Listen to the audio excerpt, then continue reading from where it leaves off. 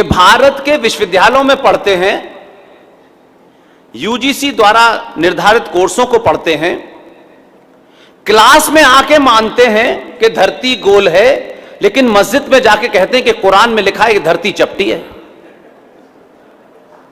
इस कंट्राडिक्शन के बाद भी वो आपको हरा रहे हैं।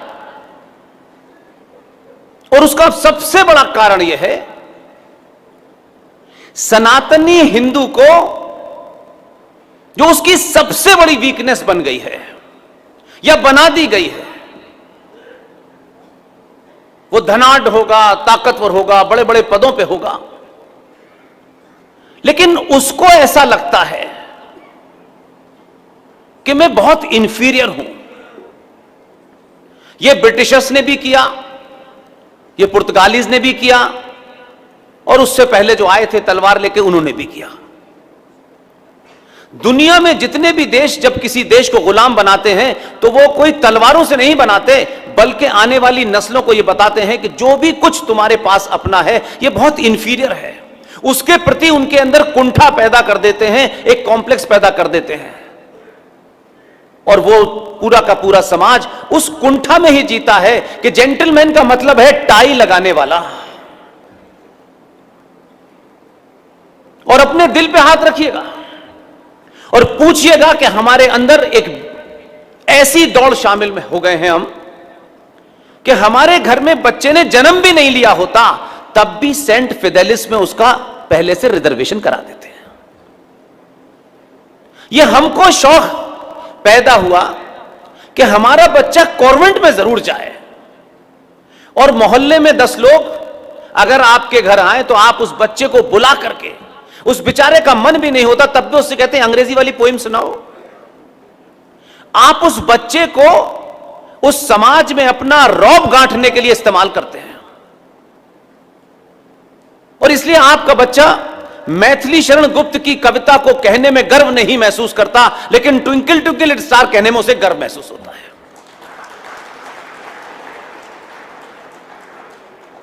और उसका नतीजा आप कम से कम पिछले 70-80 साल से भुगत रहे हैं। जिंदा कौमें होती हैं कि अगर कोई गलती हो भी गई हो तो उसको दुरुस्त कर लेते हैं, लेकिन हम उसको रेक्टिफाई नहीं करना चाहते। हम अंधी भीड़ में शामिल होकर के आगे निकलना चाहते हैं। इतना ही हमारा सोच है। लिहाजा एक कविता बहुत पढ़ी जाती है, मूर्ख राजनीतिक लोग, नेता लोग अपनी दुकान चलाने के लिए कुछ भी कह सकते हैं। इसलिए मैं मानता हूं दुनिया में जहां जहां लोकतंत्र है वहां नेताओं को झूठ बोलने की छूट होनी चाहिए, क्योंकि लोकतंत्र की अपनी कमजोरियां यह हैं कि जब तक नेता झूठ नहीं बोलेगा तब तक वो चुनाव जीत ही नहीं सकता, क्योंकि उसको सबका वोट लेना है।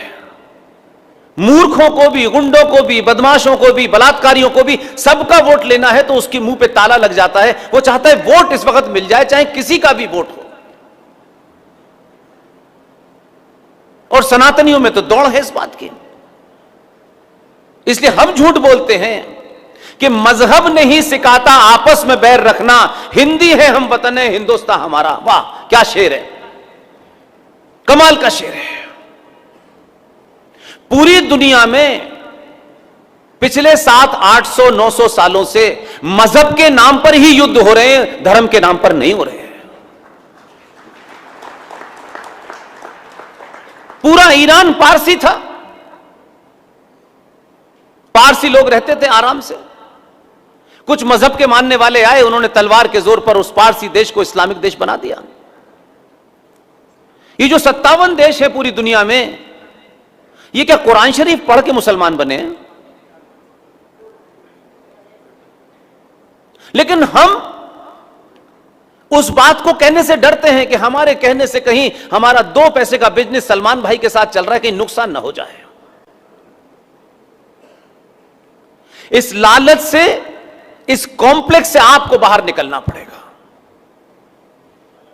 मुझे खुशी है कि आज के दौर में युवा, बेटियां, बहनें, माएं आज ऐसे डिस्कोर्स को सुनने के लिए घर से बाहर निकलती हैं। यह बड़ी बात है। और ऐसा नहीं हो सकता कि रातों रात सब कुछ बदल जाए और ये जो दिल्ली में जिसको बैठाया है आपने, वो 24 आते ही देश को हिंदू राष्ट्र घोषित करते हैं। ऐसा नहीं हो सकता, बिल्कुल नहीं हो सकता। क्या हम हिंदू हैं? हम हिंदू नहीं हैं, बिल्कुल भी नहीं है, माफ कीजिएगा।